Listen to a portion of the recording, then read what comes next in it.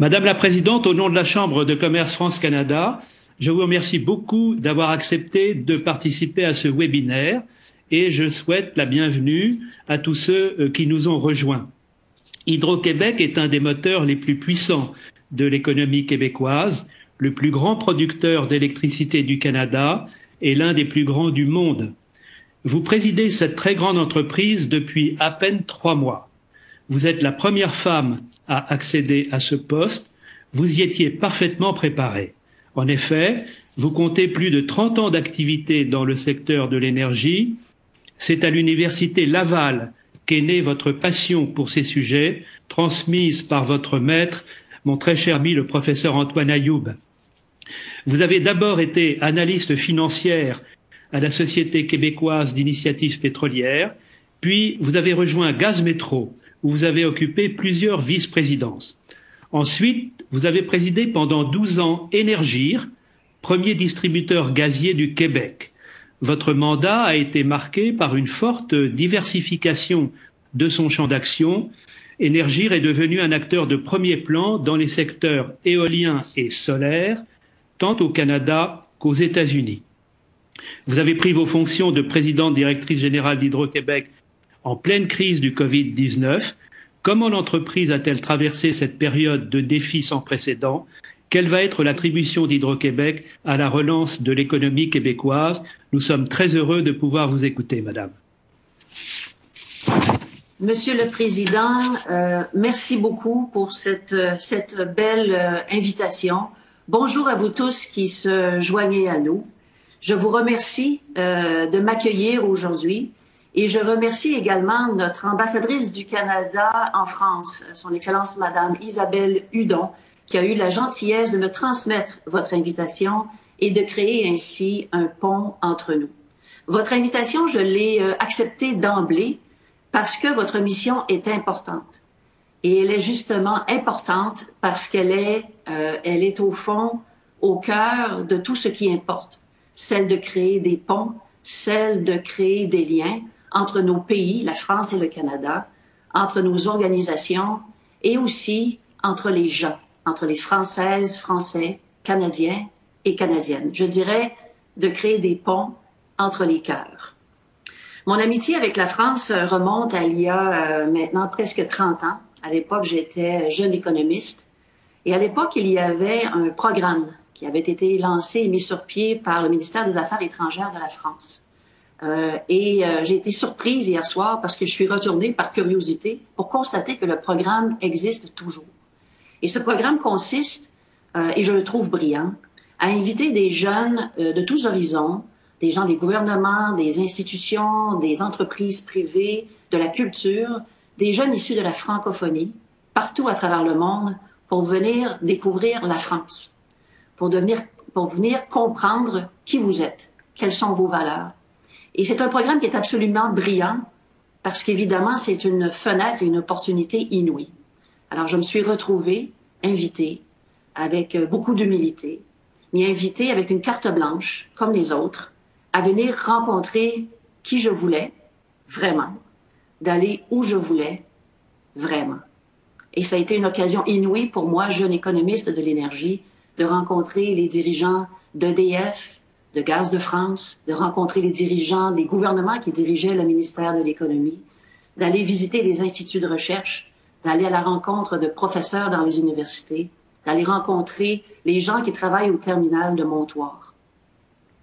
Si je vous raconte ça, c'est que je suis revenue, c'est pas pour raconter ma vie, mais c'est que je suis revenue de chez vous éblouie. Éblouie, et je vous dirais que mon rapport d'étonnement était en 3 points. Le premier, j'étais fascinée par la perspective française sur les raisonnements de long terme.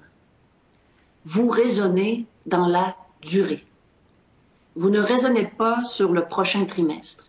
Et pour moi, c'était une découverte parce qu'évidemment, nous sommes en terre d'Amérique, en terre d'un capitalisme, appelons ça très actif, pour lequel le résultat du prochain trimestre compte tellement.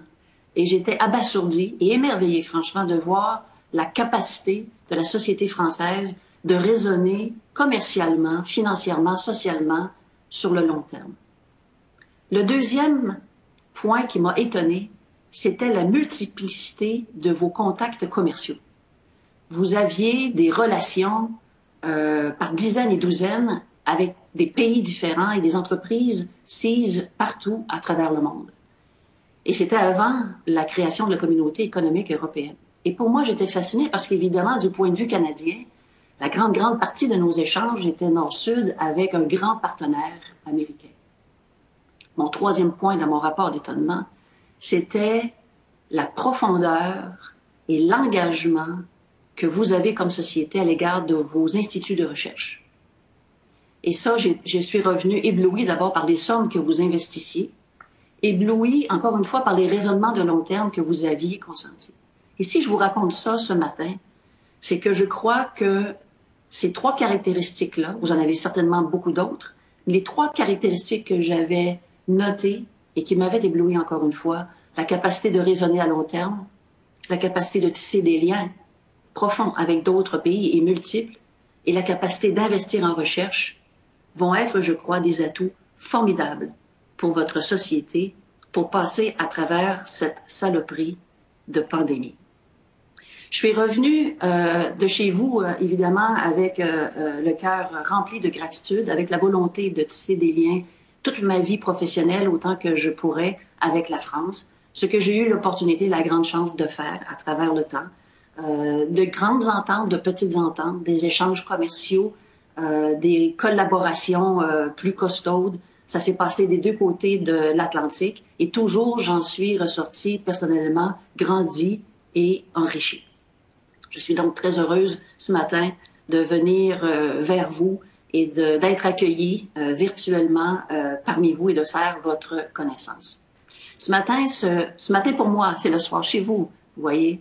Ce que j'aimerais faire, c'est avoir une petite présentation, question de planter le décor, une présentation qui sera assez brève et qui sera suivie donc par une période d'échange entre nous. Et je voudrais articuler mon propos en deux temps. D'abord, un partage, encore une fois, en toute humilité, de certains constats sur les circonstances que nous vivons partout sur la planète, chez vous et chez nous aussi.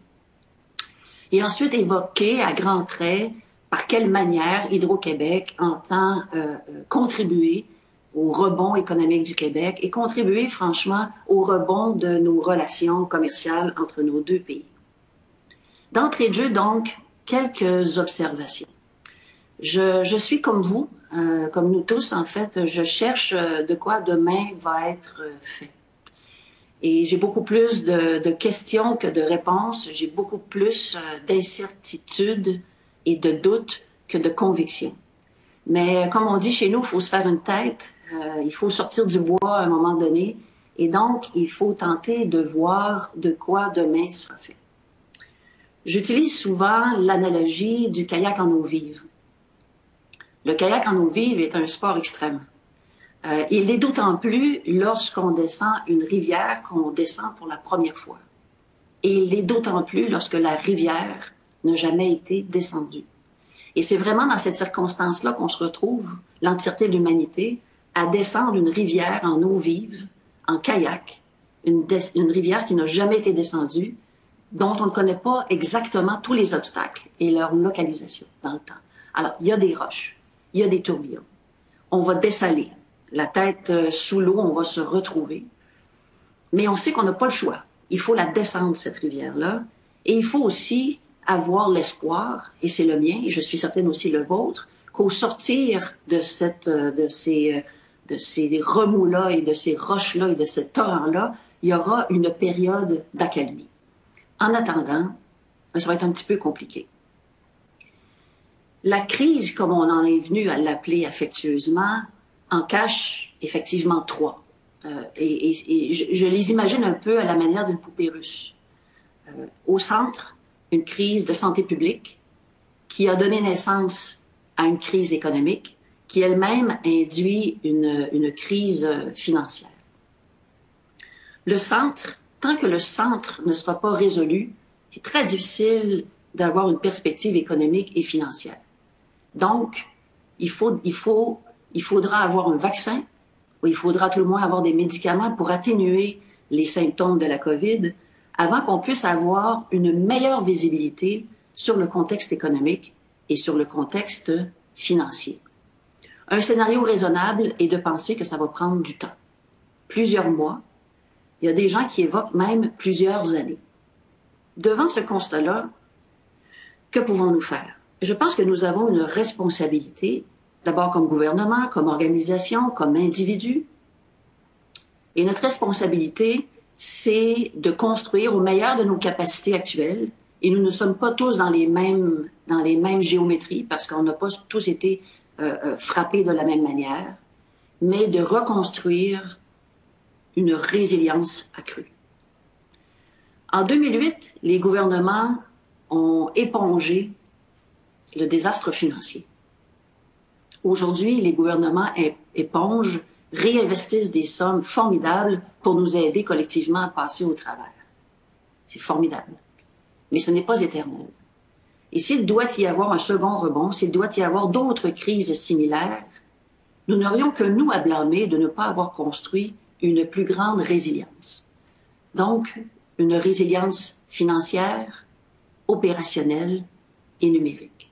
Quand je parle de résilience financière, c'est d'essayer de reconstruire doucement et de préserver, une fois construit, des liquidités.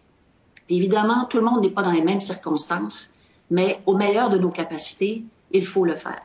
Ce qui veut dire qu'un jour, on va se retrouver avec du cash sur notre bilan qui ne rapportera rien. Parce qu'on sait, les taux d'intérêt aujourd'hui sont faibles, ils vont demeurer faibles pendant encore un temps. Et donc, de mettre de l'argent de côté pour les temps plus difficiles, d'avoir un trésor de guerre, ce n'est jamais très sexy pour les marchés publics. C'est une capacité latente qui est tentante d'utiliser, mais on voit aujourd'hui qu'on en a davantage besoin, que nous soyons un gouvernement, que nous soyons une entreprise, que nous soyons une famille ou un individu. Une résilience opérationnelle en sécurisant nos chaînes d'approvisionnement. Et j'en reparlerai tout à l'heure. On s'est rendu compte que nos chaînes d'approvisionnement pouvaient être facilement disloquées par des enjeux mondiaux comme ce que nous venons de vivre. Et aussi construire une résilience numérique pour se donner les moyens de vivre dans ce que j'appelle, moi, une nouvelle dimension. Je crois qu'on est passé dans une nouvelle dimension. Quand on cherche à revenir à avant ou à une normale, c'est une posture mentale très légitime. On veut revenir dans ce qui était avant. Et on n'est pas complètement chamboulé. Il y a plein de trucs qui vont demeurer, mais demeure qu'il y a des changements profonds. Et un de ces changements profonds-là, c'est qu'il va falloir être capable d'étudier à distance. Il va falloir être capable de travailler à distance. Il va falloir être capable de consommer de la culture à distance. Et cette distance-là n'est pas la même pour tous, parce que tous n'ont pas accès aux moyens numériques. Et comme société, nous avons le devoir d'y contribuer. J'y reviendrai tout à l'heure. Et là, il faut faire tout ça en donnant du sens à nos employés et en demeurant pertinent pour nos clients. Alors, à moins qu'on soit des génies du leadership organisationnel ou qu'on ait été épargnés dans notre niche de marché par la pandémie, vous êtes comme moi. Vous êtes déterminés à construire cette résilience, vous êtes déterminés à passer au travers, mais vous êtes aussi étourdis par l'ampleur et la complexité du défi. Alors, dans ces circonstances-là, je cherche, disons, deux choses. Je cherche à aller de l'avant avec ce qu'on appelle en anglais, puis vous m'excuserez, les no regret moves. Qu'est-ce qu'on peut faire qu'on ne regrettera pas? Et qu'est-ce qu'on ne doit absolument pas faire? Entre les deux, on fait des choix. Alors, parmi les no regret moves, et ça c'est légitime et c'est sain, c'est d'avoir davantage d'autonomie dans ce que nous faisons et davantage d'autarcie dans ce qui est absolument stratégique. Alors, par exemple, au Québec, nous vivons sous la neige pendant presque 6 mois par année. Nous dépendons beaucoup de l'importation de fruits et de légumes pour nous nourrir en période hivernale. Ce qu'on s'est rendu compte, nous, Québécois, cet hiver, c'est que ça serait probablement une bonne idée d'avoir davantage d'autarcie alimentaire pour ne pas être tributaire pendant les périodes d'hiver de l'approvisionnement alimentaire. On a aussi réalisé et les pays à travers le monde l'ont réalisé, qu'on veut davantage d'autarcie, davantage d'autonomie en matière d'équipements médicaux. Alors ça, c'est sain et c'est normal. L'erreur qu'il ne faut pas commettre, je pense, c'est le repli sur soi. C'est la fermeture. Et de penser qu'on doit rapatrier le maximum autour de nous, très proche. Ça, c'est une erreur. Acheter local, absolument, oui. Consolider les chaînes d'approvisionnement mondial, tout autant. Il ne faut pas devenir paroissial. Et c'est tentant, ça peut être tentant politiquement, ou c'est tentant philosophiquement, mais c'est extrêmement dangereux parce que ça peut être très fragilisant. Puis pas juste fragilisant pour les fournisseurs, mais fragilisant pour nous-mêmes. Et de toute façon, on ne peut pas consommer tout ce qu'on produit et on ne peut pas produire tout ce que l'on consomme. Alors on a besoin les uns des autres. Reste qu'au final, le monde, je pense, va être plus fragmenté qu'aujourd'hui et toutes les crises sociopolitiques vont ajouter à cette fragmentation-là du monde. On va voir des liens commerciaux entre pays s'étioler pour de bonnes et pour de mauvaises raisons. Mais je crois aussi qu'on va voir des liens commerciaux privilégiés se renforcer. Des liens privilégiés avec des alliés naturels, des alliés historiques. Et moi, je crois que les relations entre la France et le Canada tombent dans cette catégorie-là. Alors, je nous invite collectivement à travailler ensemble pour renforcer les liens commerciaux, les liens d'échange, les liens de recherche, les liens politiques entre nos pays, parce que nous avons tout à gagner et les gens qui sont en ligne avec nous aujourd'hui, y travaillent déjà. Je suis optimiste. Pour ce qui est des finances publiques, je dirais simplement que, à toute chose, malheur est bon. Et là, on va investir des sommes colossales dans nos économies. Et quand je dis on, ce sont nos gouvernements, des entreprises aussi, on va investir des sommes colossales dans nos économies. Et nous avons l'occasion assez magique de travailler à résoudre 2 crises pour le prix d'une. Nous avons vu ce que le jeu de la roulette russe peut faire lorsqu'on n'écoute pas les scientifiques. Parce qu'avec le recul aujourd'hui, nous comprenons que les scientifiques nous avaient prévenus de la possibilité d'une pandémie. Les scientifiques et les économistes systémiques mondiaux nous avaient prévenus de quel pouvait être l'impact mondial devait-il y avoir une pandémie. Mais nous avons joué à la roulette russe. Eh bien, le barrière a trouvé la balle. Et nous réalisons aujourd'hui de plein fouet la conséquence de jouer avec les probabilités d'occurrence. Les scientifiques à travers le monde font consensus aujourd'hui sur le fait qu'il faille travailler à la transition énergétique.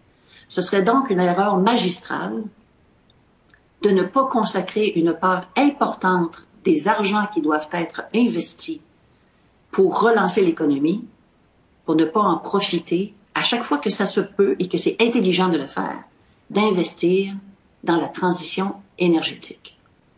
Par ailleurs, l'autre erreur qu'il ne faut pas faire, c'est d'y aller tête baissée et de faire en sorte qu'on investisse à tout vent au nom du rebond économique et de la transition énergétique, quel qu'en soit le prix. Et je m'explique. La transition énergétique vise essentiellement la réduction des émissions de gaz à effet de serre. Si j'avais à résumer le défi que nous avons collectivement, partout sur la planète, chez vous comme chez nous, c'est de réduire ces émissions de gaz à effet de serre-là au moindre coût possible. Le jusqu'au-boutisme ici est dangereux parce que chaque sou compte. Et il ne faudrait pas que parce que les argents viennent du gouvernement, qu'ils soient espérés là où il y a mieux à faire que l'électrification pour réduire les émissions de gaz à effet de serre. Je reviendrai tantôt sur la philosophie d'Hydro-Québec en la matière. Parlons maintenant justement d'Hydro-Québec. Vous le disiez, Monsieur Jouanneau, je suis arrivé en pleine pandémie. Et pour tout vous dire, je suis arrivée en poste le 6 avril. Et pour tout vous dire, le contexte pandémique et tout ce dont je viens de vous parler était une des raisons pour laquelle j'ai accepté de prendre la direction d'Hydro-Québec à ce stade-ci. Non pas que la direction d'Hydro-Québec est un boulot non intéressant, au contraire, c'est une organisation absolument formidable. Et quand je dirigeais une autre organisation et que j'avais eu la chance de prendre les rênes d'Hydro-Québec parce qu'on me l'avait offert, j'avais décliné parce que j'étais chez Énergir, nous étions dans la réalisation du plan stratégique et je m'étais exprimée à l'époque à l'extérieur d'Hydro-Québec pour dire combien formidable cette organisation-là était. Je l'ai toujours pensé. Reste que j'avais entrepris une sabbatique que j'espérais entre 12 et 24 mois. Et pour tout vous dire, j'espérais aller étudier chez vous en France et enseigner ici au Québec. Est arrivée la pandémie, est arrivée la circonstance où le dirigeant d'Hydro-Québec a choisi d'aller travailler pour une autre organisation. La chaise s'est libérée et je me voyais mal rester chez moi, regarder pousser mes choux, alors que je faisais la lecture que je viens de vous faire et que je voyais que c'était ma manière à moi d'aller mettre l'épaule à la roue. Comprenons-nous bien, je ne suis pas allée sauver Hydro-Québec. Hydro-Québec n'avait pas besoin de sauveteur. Mais c'est animé par cette lecture-là et le désir de contribuer pleinement à ce rebond économique-là avec une orientation de transition énergétique, mais aussi avec le souci de le faire de la manière la plus rentable possible. Je vous dirais aussi que le mythe fondateur d'Hydro-Québec a été extrêmement attrayant pour moi. Hydro-Québec est né en 1944 de la volonté d'un gouvernement, celui d'Adélard Godbout, et d'un peuple qui, au fond, si j'avais à résumer, n'était pas satisfait de la société dans laquelle il vivait. À l'époque, la distribution électrique était atomisée entre les mains d'entreprises privées, ce qui n'est pas péché, mais la géométrie tarifaire à travers le Québec était grande, les tarifs chargés étaient chers et c'était difficile pour les régions d'avoir accès à un approvisionnement énergétique qui était concurrentiel. Et donc, il y avait un danger de polarisation terrible. Et donc, le gouvernement a procédé au rachat. Et là, je ne dis pas aux nationalisations drastiques parce qu'il y a eu un rachat des entreprises privées de distribution. Puis après ça, s'est ajouté la grande volonté, le génie québécois, aidé par des entreprises françaises aussi à l'époque, mais de dire on va harnacher ces rivières et on va construire ces immenses ouvrages de production hydroélectrique. Si je vous parle de ça aujourd'hui, c'est qu'on est exactement, à mon sens, dans les mêmes circonstances, puis pas juste au Québec, mais partout à travers le monde.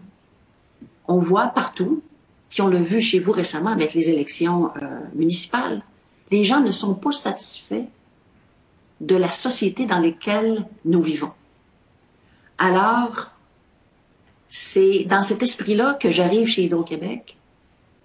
Hydro-Québec qui a aujourd'hui la volonté de devenir une meilleure version encore d'elle-même et à nouveau de jouer le catalyseur des possibles et du rêve des Québécois en matière de transition énergétique. Et je répète, de le faire de manière rentable. Parce qu'en matière de transition énergétique, le jusqu'au-boutisme peut être très dangereux. Alors, concrètement, nous allons contribuer au rebond économique du Québec en travaillant autour de 3 pôles fondamentaux. Nos clients, nos actifs et la recherche. Et ces 3 pôles fondamentaux-là vont avoir le même cordon ombilical, celui de l'innovation. De l'innovation que nous allons déployer dans tout ce que nous allons faire. Nous avons d'ailleurs créé une vice-présidence innovation.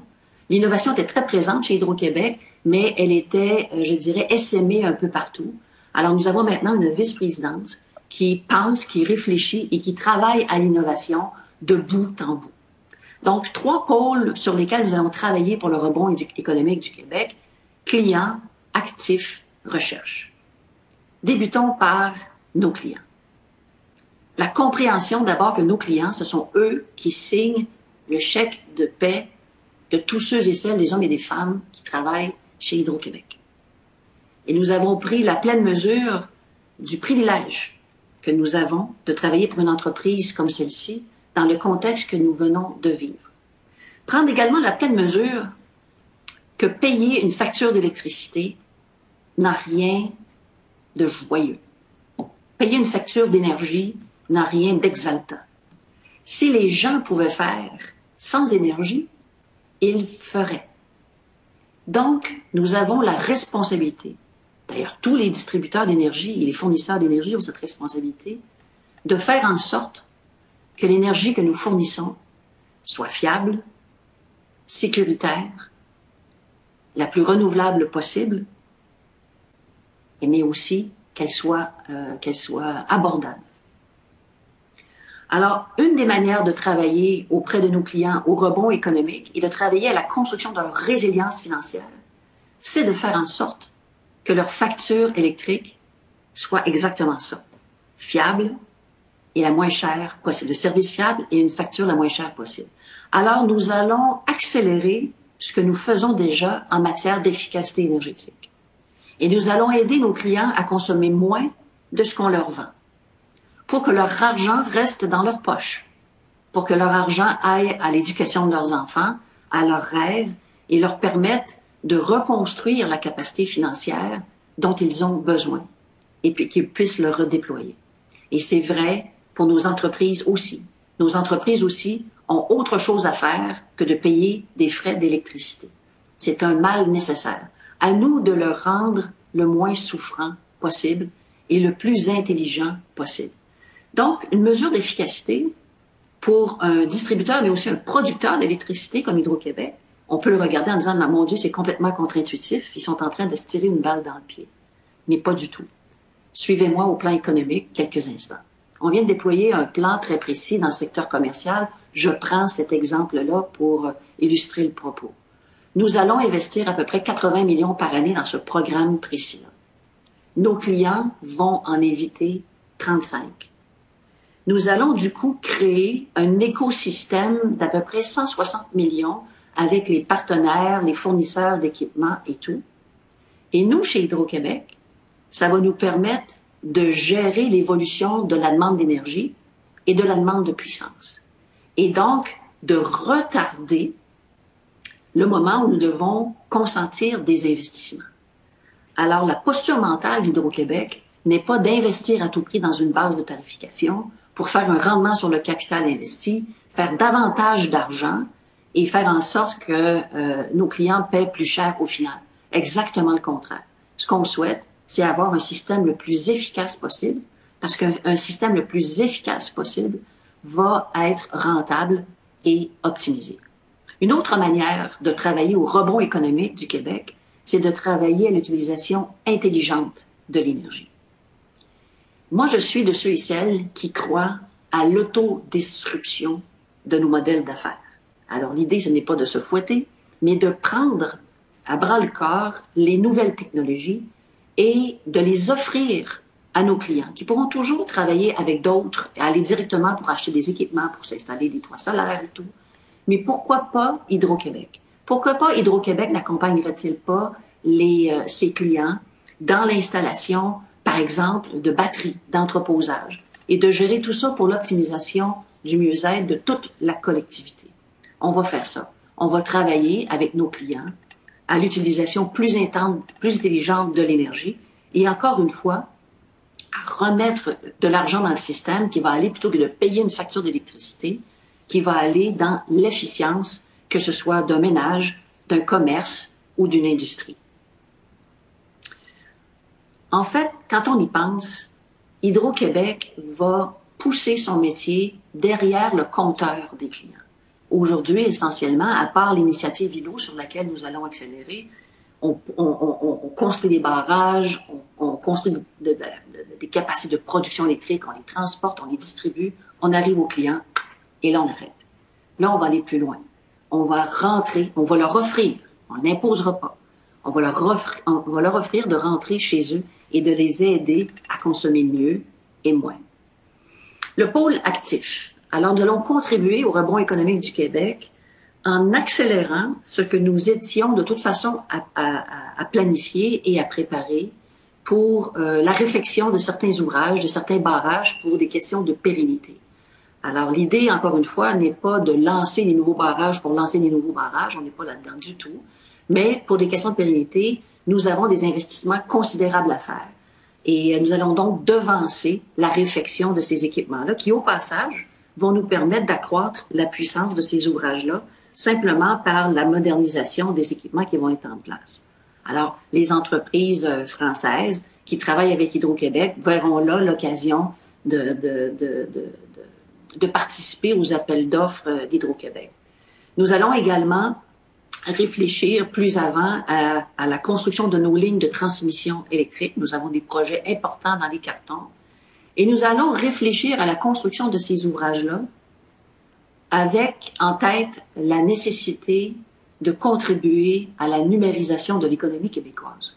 Alors, sur nos lignes de transmission, nous allons voir comment nous pouvons déployer plus avant la fibre noire, la fibre optique, pour l'amener dans des régions éloignées qui aujourd'hui ne bénéficient pas de ces capacités-là. Et une fois rendus dans les communautés, nous allons voir avec notre système de distribution comment on peut travailler mieux et plus intensément avec les compagnies de télécommunications pour permettre aux communautés, encore une fois, de compter sur la capacité numérique pour vivre en 2020 et pour pouvoir se construire une résilience pour ce qui pourrait être une nouvelle pandémie. Nous allons également, en matière d'actifs, réfléchir en complémentarité des réseaux. Et ça, c'est un sujet qui me passionne depuis plusieurs années. Ce sujet-là me passionne depuis que je dirige ou que j'ai œuvré chez Énergir, qui était un distributeur de gaz naturel, qui était aussi un distributeur d'électricité aux États-Unis. L'électrification est un moyen, ce n'est pas un objectif. Mais dans tout le propos de la transition énergétique, quand on dit et qu'on évoque qu'on veut réduire les émissions de gaz à effet de serre, on arrive facilement à dire on va tout électrifier. Et on le voudrait que c'est impossible.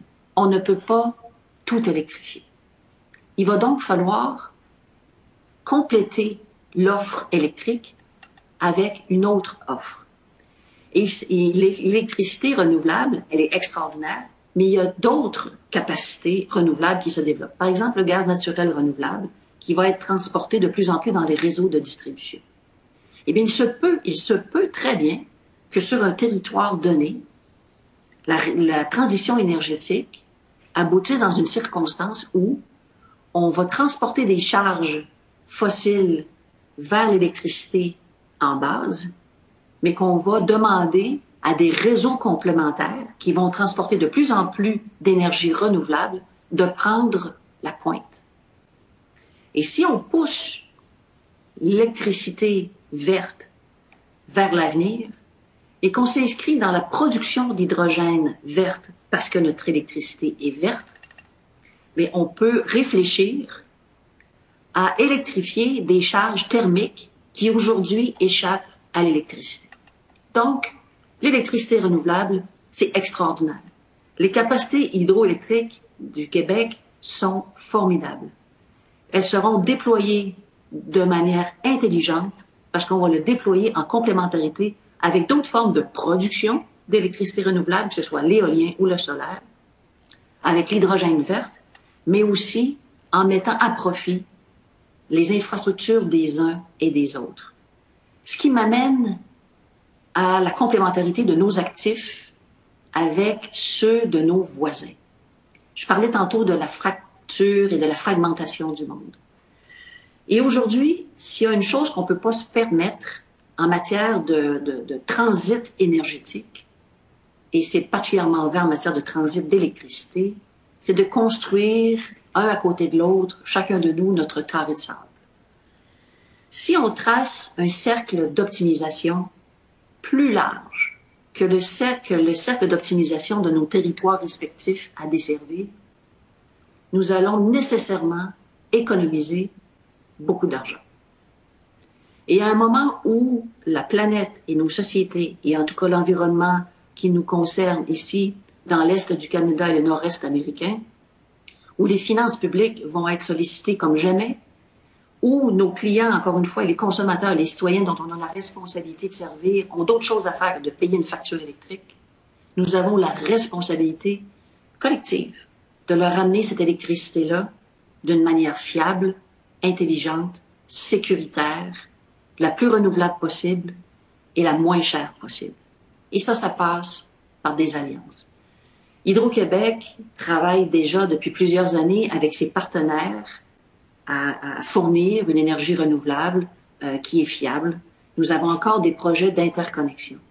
Mais au-delà des projets d'interconnexion d'infrastructures, là, on a besoin de créer des projets d'interconnexion humaine, d'interconnexion lourde entre nos sociétés, de manière à ce qu'on construise les ouvrages de transmission électrique et de production électrique qui vont être le plus intelligentes pour le futur. Bien sûr, Hydro-Québec a des capacités de production inouïes, qui sont précieuses sur notre marché et sur les marchés limitrophes.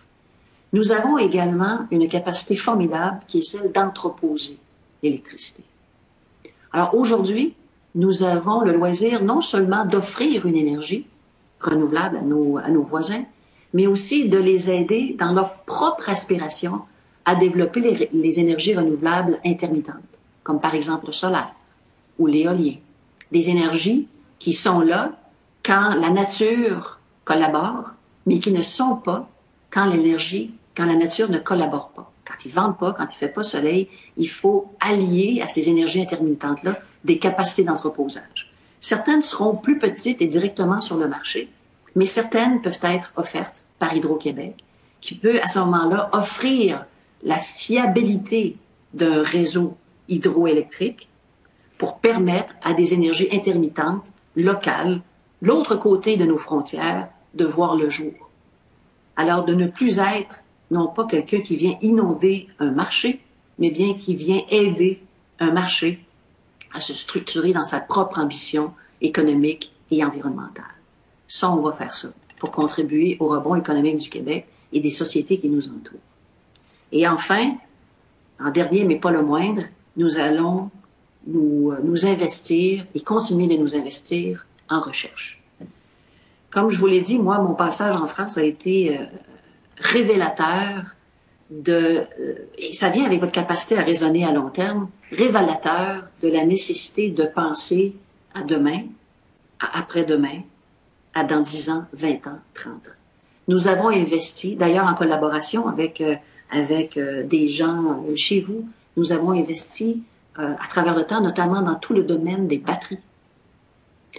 Et la recherche est parfois vue comme un monépite, comme un trou sans fond dans lequel on investit et dont on verra jamais les résultats plus tard.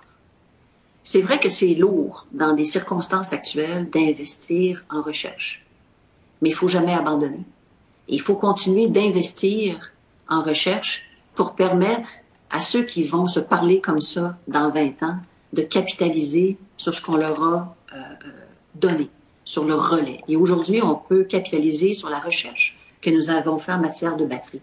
Chez nous, le ministère de l'Économie et de l'Innovation travaille avec le ministère de l'Énergie un grand projet de valorisation qui va de la mine de lithium à la voiture. Et évidemment, là-dedans, il y a un bloc qui s'appelle le bloc batterie. C'est là que Hydro-Québec contribue de sa connaissance, de ses brevets, de ses idées, pour donner vie à ce qui pourrait devenir une ossature importante de développement économique au Québec. Quoi qu'il en soit, nous faisons déjà affaire avec des gens chez vous en la matière, et je suis certaine que nos liens, au-delà de nos liens d'amitié, nos liens d'affaires et de recherche vont se renforcer. Tout ça pour dire que l'eau est vive. Les tourbillons sont multiples. Il y a ben de la roche. On va dessaler. On va prendre des bouillons. On va se redresser. Et il n'y a pas de doute que si on peut descendre cette rivière-là ensemble, la France et le Canada, et qu'on peut s'aider, moi je suis convaincue qu'au sortir de cette rivière-là, quand on va arriver en eau calme, on va se faire un beau party. Sur ce, encore une fois, je vous remercie de m'accueillir dans votre groupe. Je suis ravie d'avoir fait votre connaissance virtuelle. Et si vous le souhaitez, Monsieur le Président, ça va me faire plaisir de répondre à vos questions et à celles de vos invités. Merci beaucoup. Je vais peut-être poser la première question. Pouvez-vous revenir un instant sur les partenariats qu'Hydro-Québec a établis avec la France? Il y en a deux en particulier. Vous avez signé il y a quelques années avec la région Nouvelle-Aquitaine. Vous avez créé un laboratoire dans le sud-ouest, à Lac, SCE France, qui se consacre notamment à la recherche sur les batteries pour voitures électriques. Donc ça, c'est un sujet qui nous intéresse beaucoup.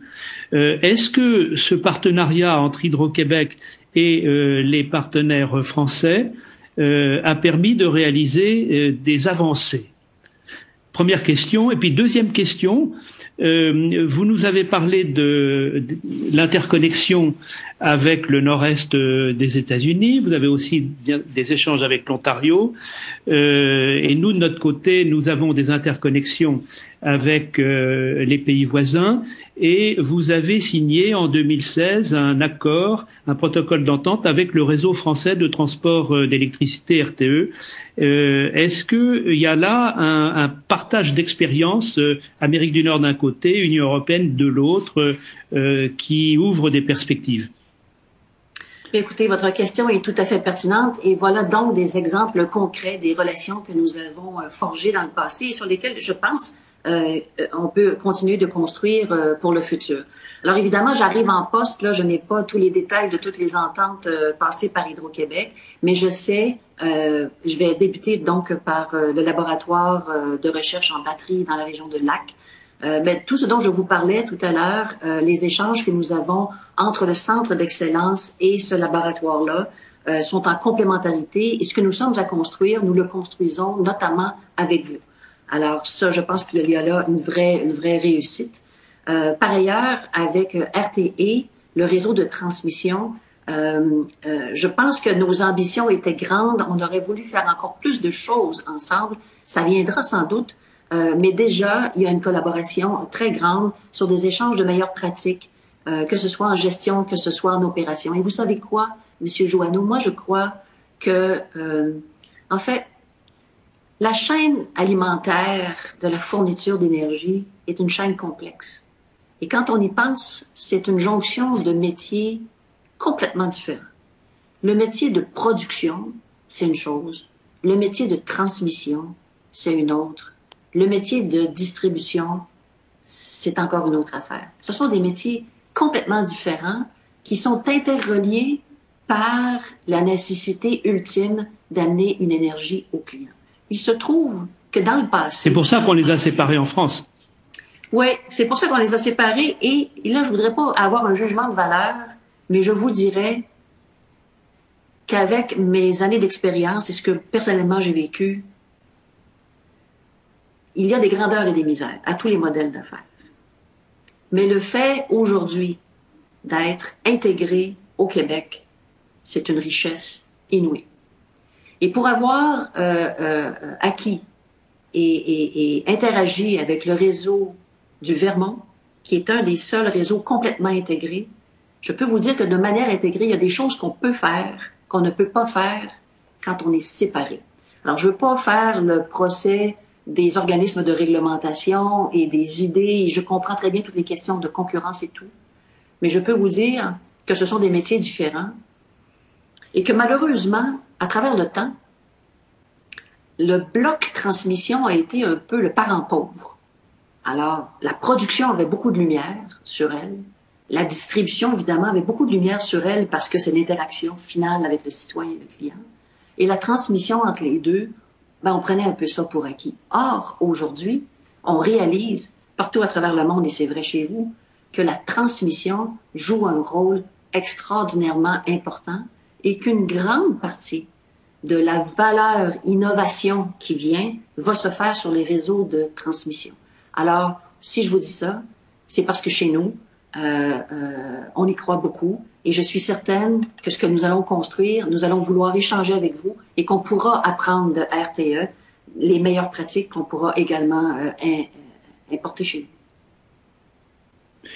Merci beaucoup. Je me tourne vers vos collaboratrices. Est-ce qu'il y a des questions de la part de ceux qui se sont inscrits? Andréane, Marie-Hélène? Oui, on a plusieurs questions. En fait, plusieurs d'entre elles ont déjà été répondues en cours de conférence. J'en ai deux ici qui restent. Donc, dans votre vision, donc la question s'adresse à Madame Brochu, dans votre vision, Hydro-Québec semble être destiné à jouer un rôle moteur dans la transition énergétique. Comment fera-t-elle non seulement pour se porter acquéreur de brevets et de technologies, mais pour changer les choses sur le terrain sans cannibaliser le secteur privé? Et deuxième question, est-ce que Hydro-Québec a toujours des ambitions à l'international?